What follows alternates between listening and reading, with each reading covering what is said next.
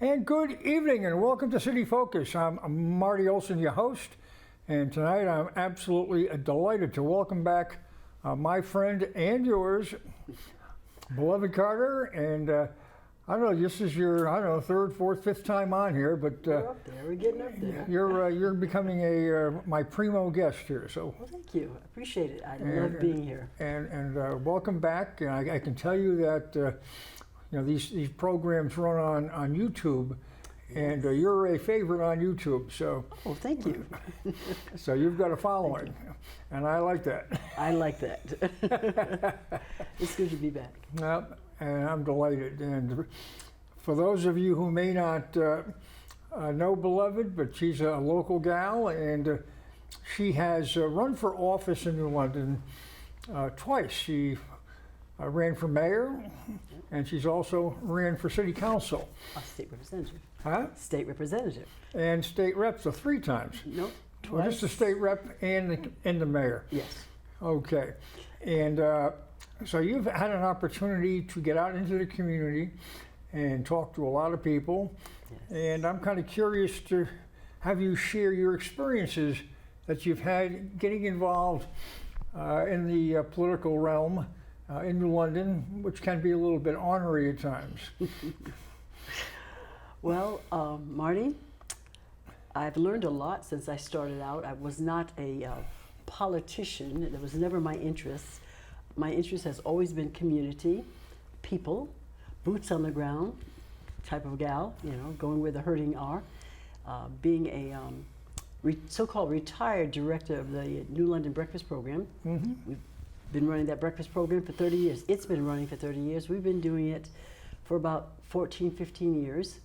And I did say retired. I took a leave of absence and I went back to school at the age of 70. Went to college and got a degree in constitutional government, of all things. Well, that's an interesting topic. In Florida. And I came back and I just picked up where I left off at with the breakfast program, but not as the director, as a volunteer. And I love it, absolutely love it. My experience is that program, where's that program being held on? Because it was in the church that collapsed. Yes, it was, yes. Thank God no one was hurt. We were finished for the day, and the only person in there was the secretary. She was in an adjacent building, So it is now being held. Let me just tell you this. Okay. Since we're having this fireside chat tonight. Absolutely. Let me just tell you this. I want to thank the Salvation Army and Brandon, who is the captain there. The day that our building collapsed, the very next day, we had breakfast at the Salvation Army. They reached out to us immediately and said, we have our space available for you to use if you so desire. We'd love to have you. And we had been there for 18 months. Serving out of the Salvation Army. Down the basement. Yes, down there. there. They've got a kitchen down there. Yes, they do, absolutely. And I just want to thank Brandon and his team. They were absolutely wonderful. Shout out to those people. They just did a great job hosting us, helping us in every way they could. And as of Monday, 2 days ago, we moved into our own kitchen at 45 Broad Street, our kitchen, our new church, which was the former Miracle Temple and former Second Congregational Church. So that's up on the corner of Broad and Hempstead, right? Yes, Broad and Hempstead, yes. So we moved in there. We opened up Monday. We're still doing continental breakfasts because our ENSEL system and our hood system has to get connected and inspected, which is, by the way, we could use some donations to get that paid off if you're looking for it, looking to give to a great cause. We still serve breakfast every morning, and it's a little different right now because we can't cook, which I love to do, but we're doing a great job feeding the community. Anybody who wants a good breakfast, healthy and with a lot of love, they come They come and see you guys. Yes, absolutely. And we did have people come our first day open, which was Monday, as I said. And we're open Monday through Friday.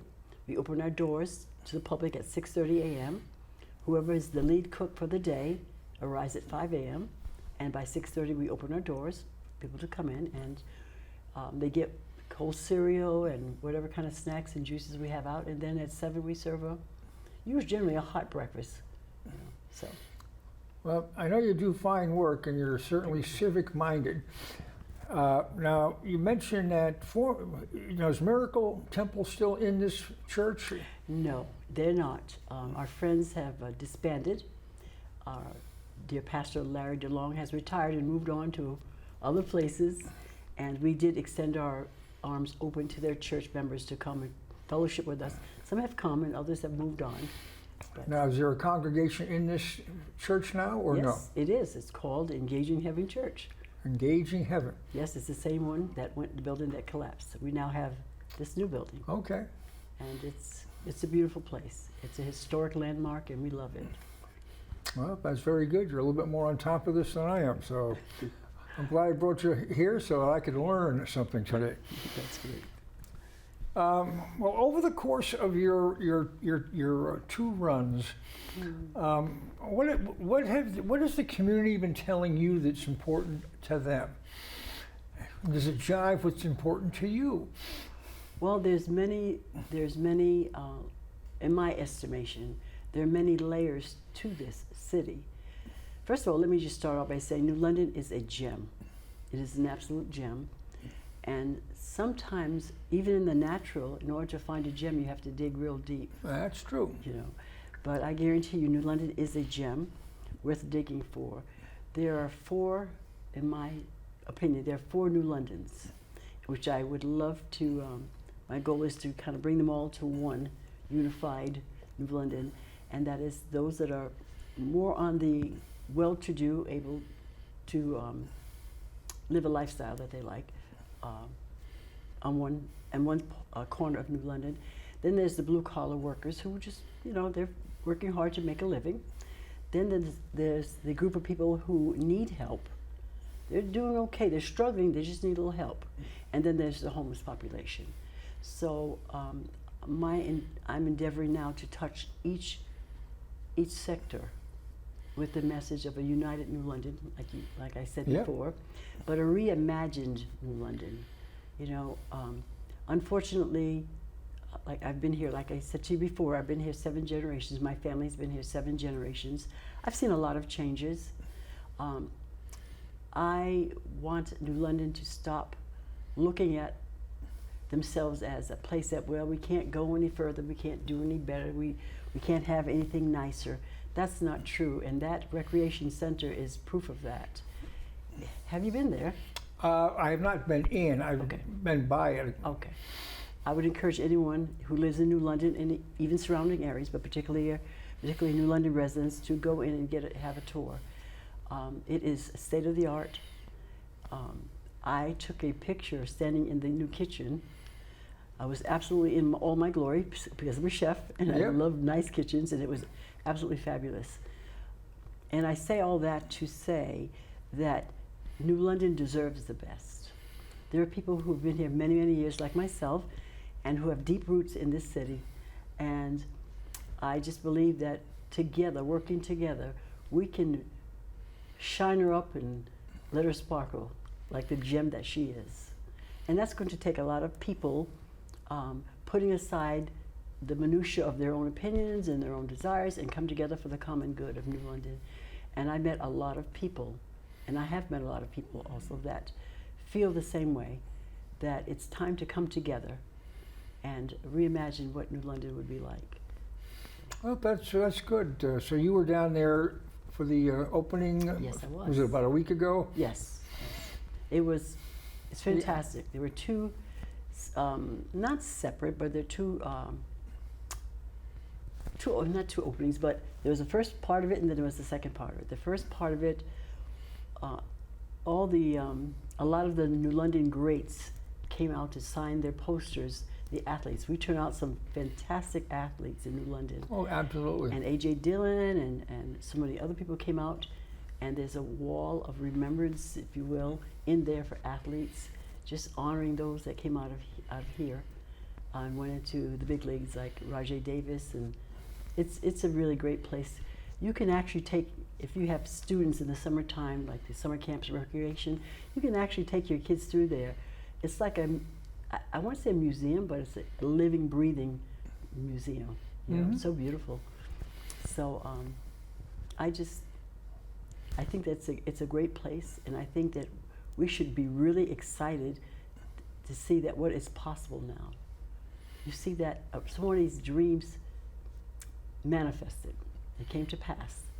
And I think a lot of us have dreams about New London, what we want to do and see happen in New London. And I have big dreams for New London, and I'd like to see some of those come together. Well, you certainly have a positive message, that's for sure. So, but you always have. This is not something new and exciting. This is Now, do you think that this new facility is going to generate enough membership that it's going to get the revenue to sustain itself? I absolutely do. I absolutely do. I think it was well thought out, the plan. It may not be as public, or people haven't stopped to listen to the heart of what it's all about. I've had an opportunity to speak to several people, and I know the heart of what's intended for New London. It was said to me that when they initially started to excavate, they didn't realize that there was, like, have you ever been to Jerusalem? Israel. Israel. Have you ever been to Israel? I have not been to Israel, no. Okay, well, I've been to Israel, and the old city is built on many foundations because so many different eras had come through. Yep. And when they tore down the old, they just rebuilt on the rubble. So different levels of history, if you will, are in the ground, and the old city is underground, and the new city is built on top. So in New London, when they went there to excavate, they found that there was a lot of old foundations under there that they didn't anticipate, and they had to be removed, and the old, I guess, naval things and neighborhood things, and even they had to remediate the soil because of the pollution in the soil. So, as it was said to me, and I had to laugh because it's just so biblical, actually. You cannot build on an old foundation. You cannot build on another man's foundation. A lot of people who lived over there in Fort Trumbull area, they lost their homes, and we all know how that happened. Yep. Eminent domain. But I believe the significance of removing all those old foundations, all the trauma, all the hurt, all the disappointment was excavated out of it, and a new foundation of hope and unity and community was laid. That's how I feel about it. Well, that's good. It appeared, based on the article in the newspaper, that there was a pretty nice crowd there for the opening. Absolutely, absolutely, there were, and people from all walks of life. The very successful to the curious to those who just wanted to see what was possible for their own selves. For that's good, and for the for the good of the community, we need some successes. Absolutely, absolutely, Marty. I couldn't have said it better myself. We absolutely need some successes, and I think that's what New London needs to see. All things are possible to those who believe. You get a vision. And it's timing, it's vision, it's of course resources. There's prayer involved because there was a very big community of faith-based community was there. There was absolute wonderful support from the local pastors and some of the congregations. Some of the groups came out. It was really, really wonderful. I think I left there at 8:30 that night. Oh wow! Yeah, it was a fantastic day. That's terrific. I'm pleased to get this kind of roundup of what transpired, and maybe look under things that the paper maybe didn't get at. So that's good. Yes, and I guess to answer your question again more specifically, the way it was laid out, Yes, I do believe that we do have the plan on how it's going to pay for itself, how it's going to be supported. Is there enough income surrounding? Yes, absolutely. And I think because there's a lot of wealth in New London, there really is. And sometimes I think that if they can't find anything to give to, they don't give, you know?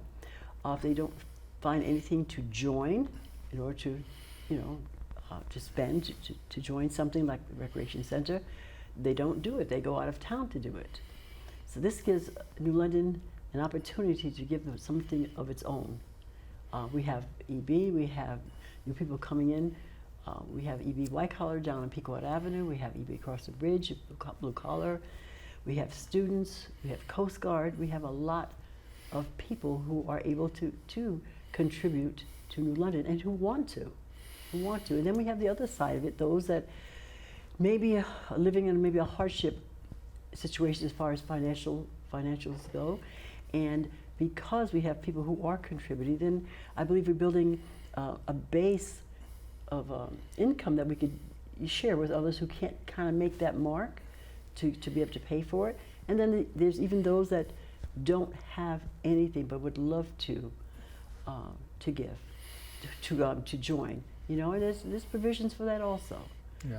Well, you know, that gives, I think it's an opportunity to segue into, and it's a topic I know that's important to you, and that is housing.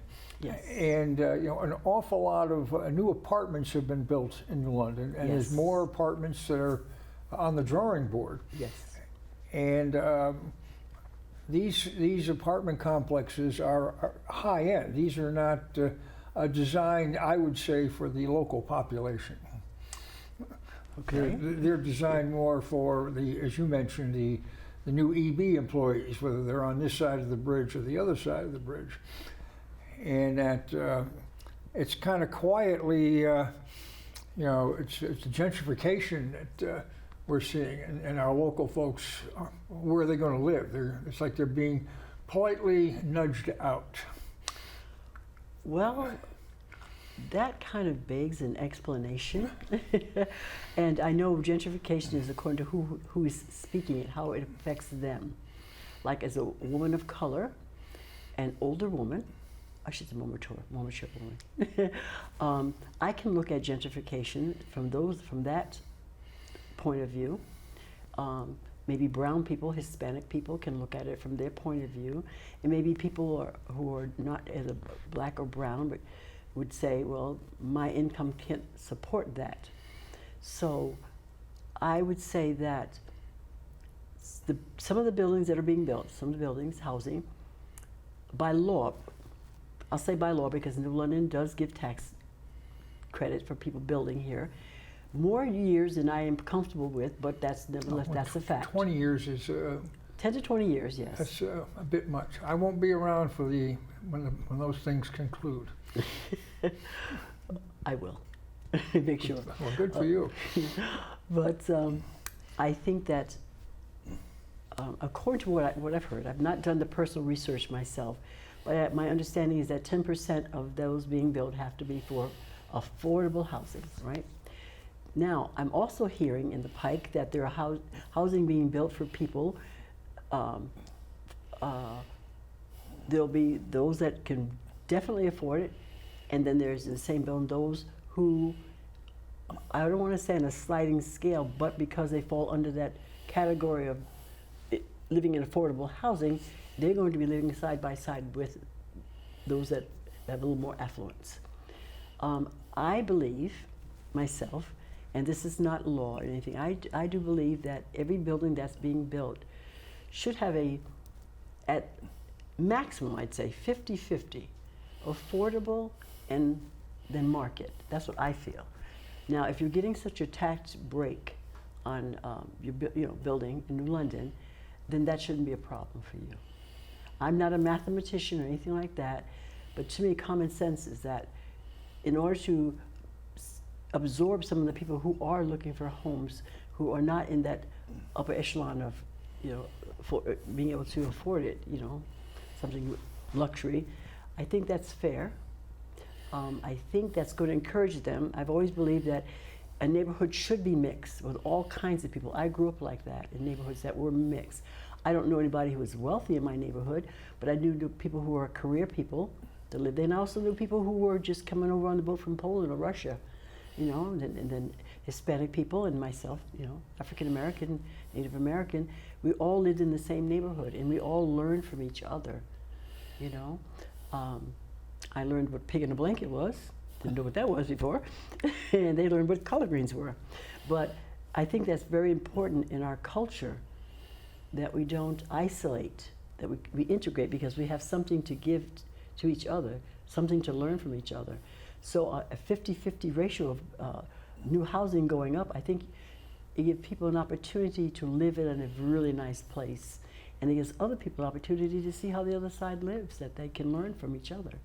That's just my philosophy on that. Okay, well, that's, you know, I think that's important from your observation, because like I say, and there's another 500 units that are scheduled to go up down in the Fort Trumbull area where the new community center is. Yes, So, yes.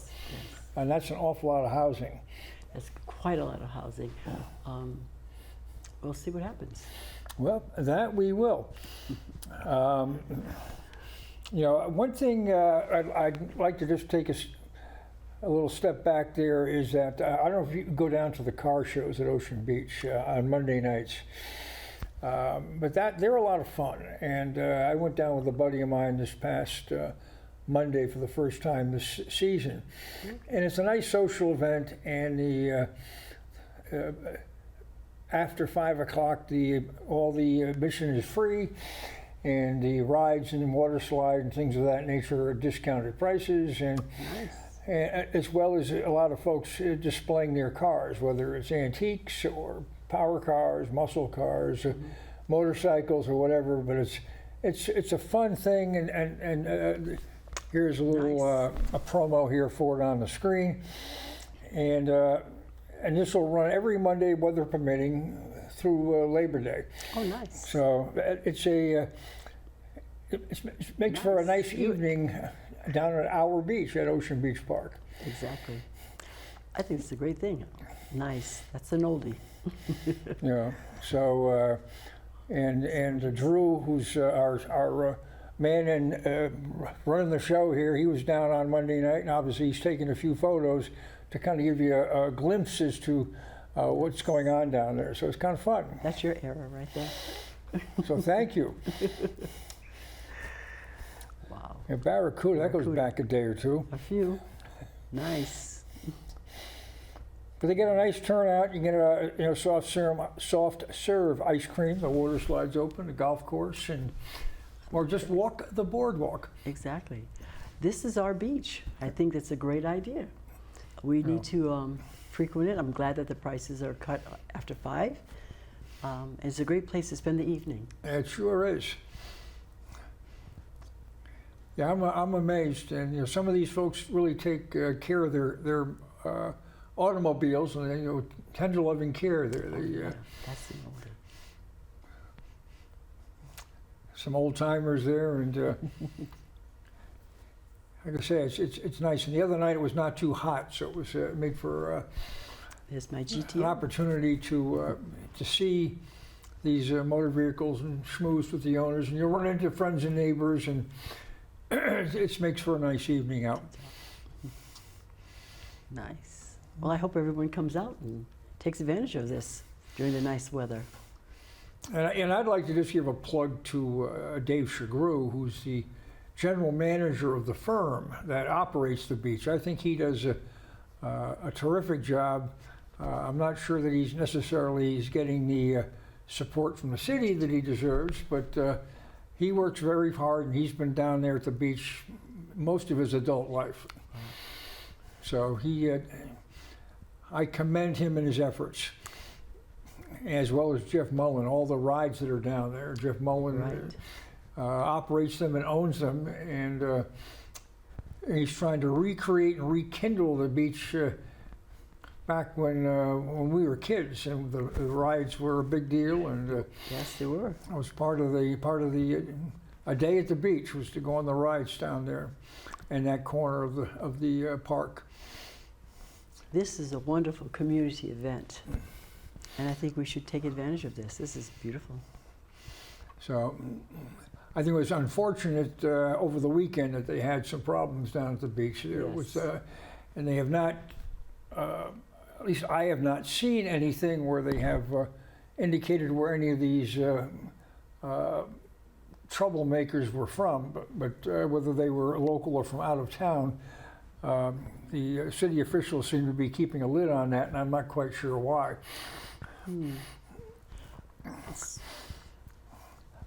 Well, But New London being such a small community, when we have issues of this type, it affects everybody from all corners of the community. It's not like it just happened here. People hear about it, and you know, it's not a.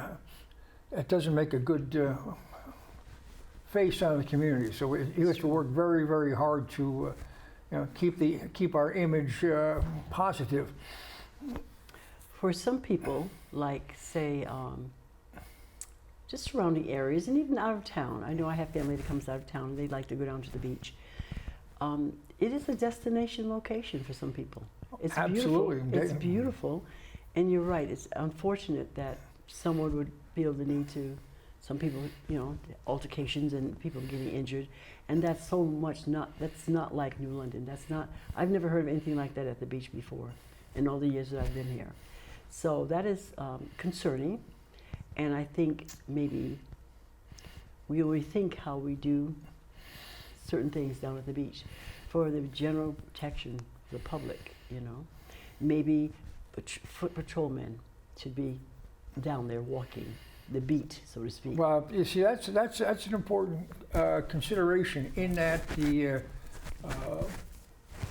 Ocean Beach Park is not a beat for the police. It's an overtime shift, and the officers have to sign up for it based on their seniority, and often nobody signs up, and there'll be no cop at the beach. Now, it's reported that this weekend that they had a cop, so somebody signed up. And that was important because things could have spun way out of control. Exactly. In the absence of a police officer. But I think this is indicative. You know, we've had issues moving into the central business district where, you know, folks, you know, it's pretty desolate down there with pedestrian traffic. And I think, you know, that there's many folks that don't go there because there is not a police presence. I mean, especially this time of year, I believe that the State Street and Bank Street deserve, especially Thursday, Friday, Saturday evenings, to have a walking cop. Absolutely, absolutely, I agree. Again, when we were kids, you had a police officer around. If you had problems, if you're lost, if you know you want directions, you know if you're feeling unsafe for any reason, there was a friendly face you could go to, and I think that. We don't need to get too big for our britches. We need to go back to that. I agree strongly. You know, and I believe that they may have a staffing problem. I do believe that may be an issue. I think so. And the police. I mean, again, going back to when we were young kids, the beach had you know one guy he was the beach cop. That was Don Sloan. Okay. He ended up becoming chief. But I mean, right too. You know, when I was a young boy and even as a teenager working down there as a lifeguard, I mean, Don Sloan would be in his police uniform and he'd be walking the boardwalk and making sure everybody was behaving, towing the line a little bit. And having fun. And being seen. Half the battle with the police is if you see a police officer, it's a and they deter you from doing something stupid. Yeah. I like to say it keeps honest people honest. So, I mean, I think that's something that ought to be given some serious consideration. That you know, the current council and mayor seem to not be putting as much into it as maybe you or I might like to see. Well, I think about the police chief Brian. I know he has his hands full. I can believe that. I live, you know, close to downtown. And it's always concerning to me the amount of times the ambulance fire department, police department, the sirens are going off. It's more now than I've ever seen before, and it's troubling to hear that. And I know that means there are people who are coming out of their homes or, on their shift, and they're going to that scene, whatever's going on. So, I mean, I really would like it if, like you say, there could be a presence down there. It would, especially during these summer hours, I think that would help other people feel safe, especially after this incident, to come down and know that it's going to be okay. We can take our children down there. We don't have to worry about them being injured or getting to our family getting into a okay corral situation, Yeah. Well, the police aren't going to see everybody. No. But the key is everybody sees the officer. Exactly. That's a good point, Marty. So hopefully the city council, and even the concerned citizens, will go to a council meeting and say that. Those of us who use the beach and those of us who care about it being used, people coming in from out of town. If we want New London to be the place to go where things are happening, we have to make sure people feel safe. That is so true. Absolutely. I mean, people have choices on where they're going to go and spend their leisurely, their funds for leisure. Exactly. I mean, they can go in the immediate area. They can go to Niantic. You can go to Mystic. Yeah, that's true. We want them to come here. Or come to New London. But I mean, I would say that at the moment, the traffic in Mystic or Niantic certainly is. There's not much in New London. I mean, there's certain businesses that are destinations in the central business district. But there's, at the moment, I believe, still too many vacancies in the downtown. Right. It's around 50%, and that's a significant number. It is. When people come there, they want to know that there's things to do. Exactly.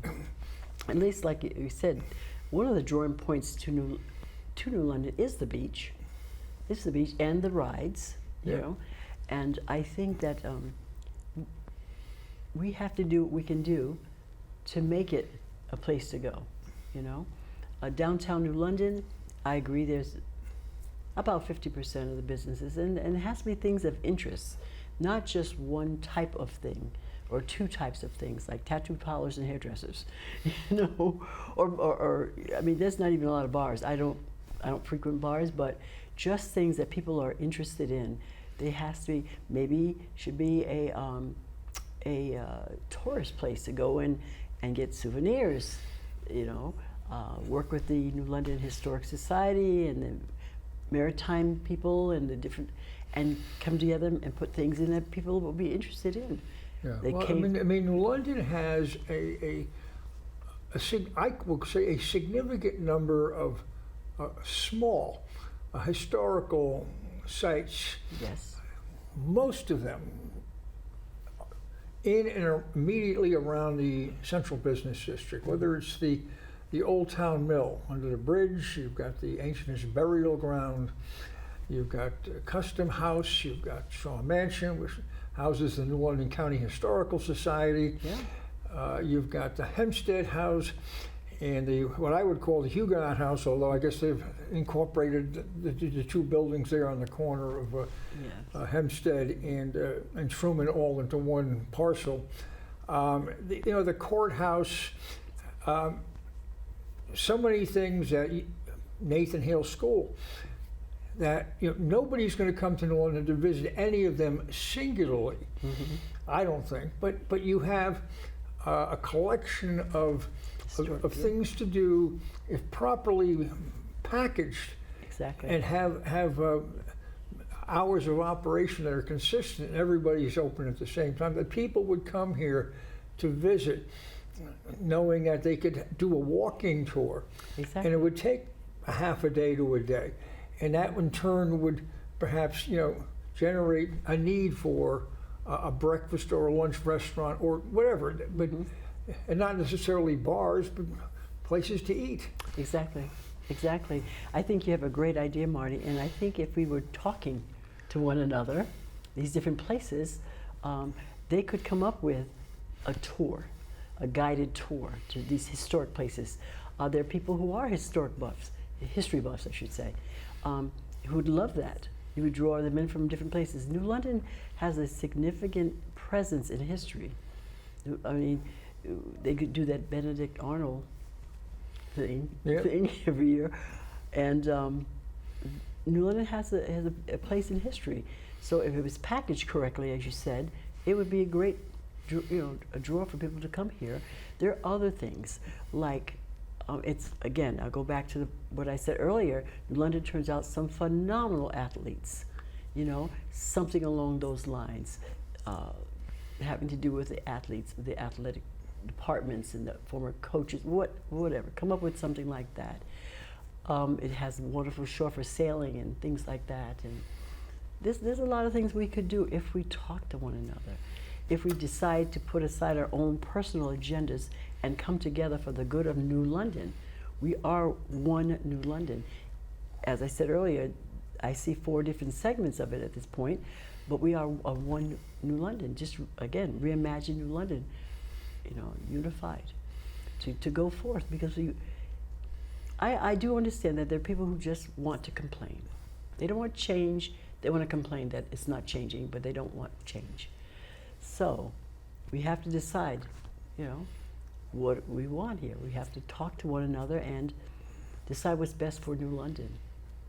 Well, that is true, but it is beneficial to have an engaged community.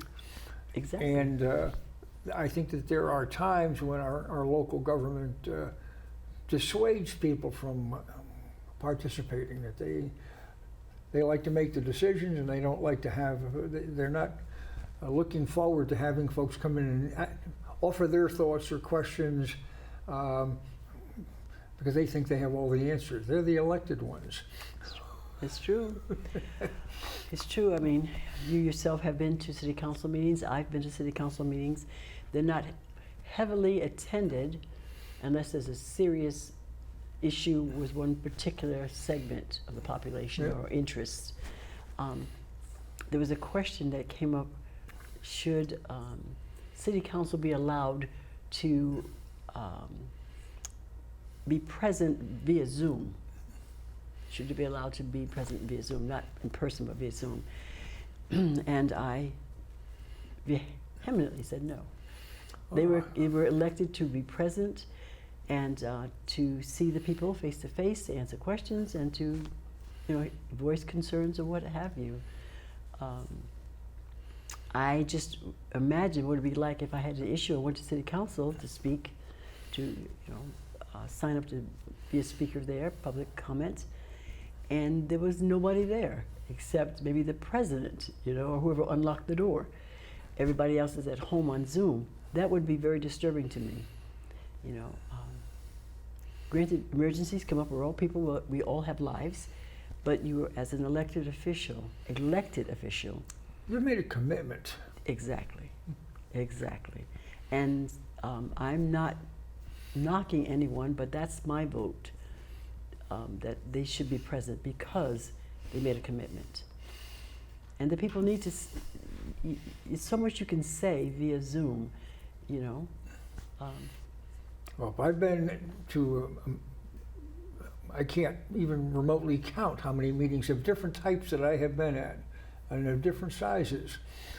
But I have seen when people come out for a particular issue that's got them excited or upset, it can move the elected officials, because it's hard to look at a packed house. It is. And tell them, you know what, we're going to jam this down and we don't care. And often you'll see the elected officials reassess what they're doing. Exactly, and I also think too, there's so much emotion that you can, it's not captured via Zoom or anything like that, I mean, granted, we're on television now, but I think face to face. If you said to me, beloved, I want to interview you again, and we're going to do it via Zoom, it's not the same as hanging out with you here, And I wouldn't run this program on Zoom, I can tell you that. So I think that the people Part of the deserve to fun see is having somebody in that seat and having a conversation. That's exactly right. And I feel like the people of New London deserve to have face-to-face encounter with their elected officials. One thing also that's been getting a little bit of buzz in the last week or so has been the Coast Guard Museum, which is also down in the Central Business District. And on one hand, you have the Day editorial board that's been a champion and continues to champion the museum. And on the other hand, you have columnist David Collins, who has been bashing the bejesus out of it, and most recently, I think inaccurately, outlining that they don't remotely have enough money to complete the job. So, what do you think? Do you think they're going to make it? Well, I'll say this, I'm no authority on it. I've not really kept up with that particular aspect of what's going on down there, but I will tell you this, it's a foolish man who does not count the cost before starting a job. Yeah, I was surprised they were able to break ground without having all the money in place. Well, I mean, that's usually how it goes. That's usually how it goes. I just feel like that Coast Guard Museum, unless, and I don't think it stands alone in the community. I think that is part of everything we've been talking about, making New London the place to be, you know?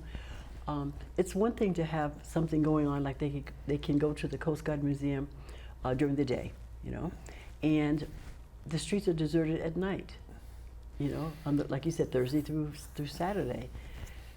How much revenue are we generating, you know, coming in for tourism if everything else, it all has to work together. As far as Coast Guard money, being able to complete it, well, we're just going to have to sit back and see how that goes. Yeah, It's like the recreation center, just like the turbines out there. You know? They're in trouble right now. I mean, the current administration in Washington is not supportive of the wind or solar, and they're pulling funding back on this stuff. And it's interesting to see what's going to happen here on State Pier. Yes. They, cut back to the point where the Danish firm, Orstat, are they going to be able to build? And they've got a 20-year lease on that site. Yeah. And if they're not using it for the wind, the turbines, what will it be used for? It's a good question. It's a good question. In the beginning, I went to the meeting at the Guard when Orsted and all the others came together to present this idea. I personally didn't like it. That isn't way heavy in anybody's courtroom, but it's interesting to see how it's progressed. I think it's an eyesore out there. I was made aware that we do not own the State Pier.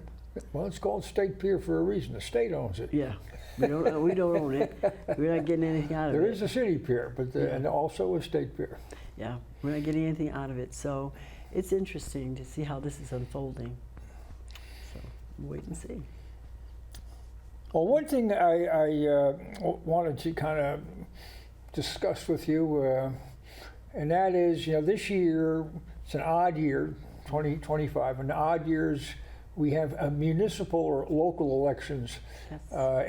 In Connecticut, and New London being part of Connecticut, we'll be having elections this fall for City Council and Board of Education. The mayor's on a 4-year term, so he has 2 more years before that office will be up for election.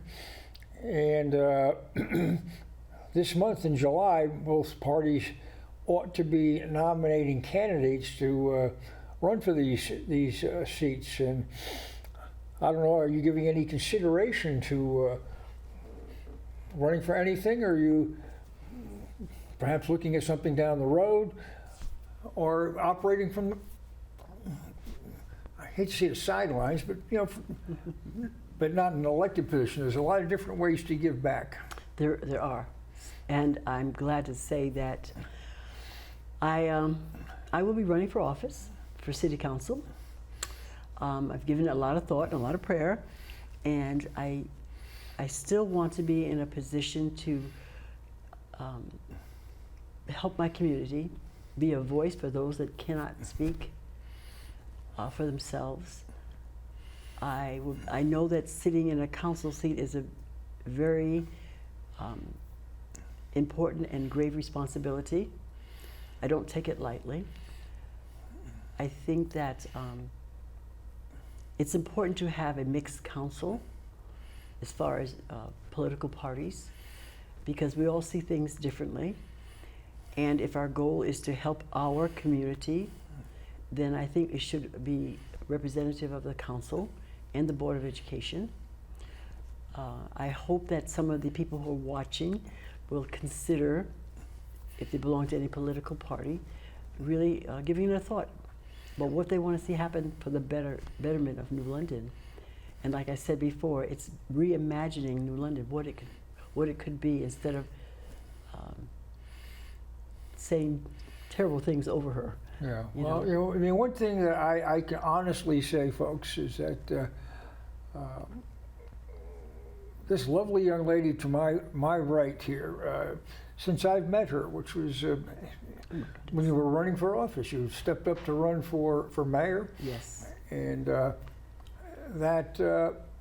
I can't think of somebody who's got the city of New London's best interest at heart and works exceptionally hard and is clear-minded and doesn't come in with a preconceived notion or an axe to grind. I don't. And for those folks who are looking for, you know, a good, honest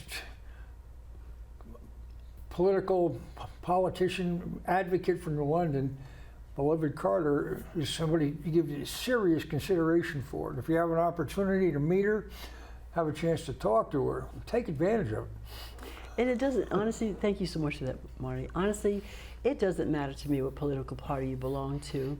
If you love New London and you believe that she is a gem and there's so much more she has to offer, we need to do our part in bringing that to the table and seeing that that happens. Put aside our differences and look at the community and see what's best for everyone.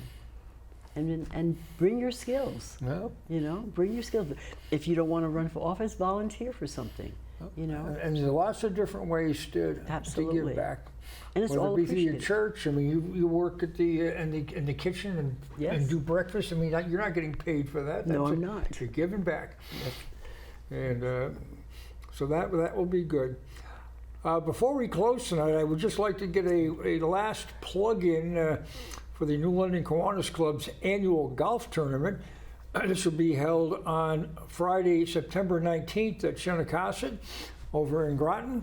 This is the club's primary fundraiser, and it supports our charitable giving each year.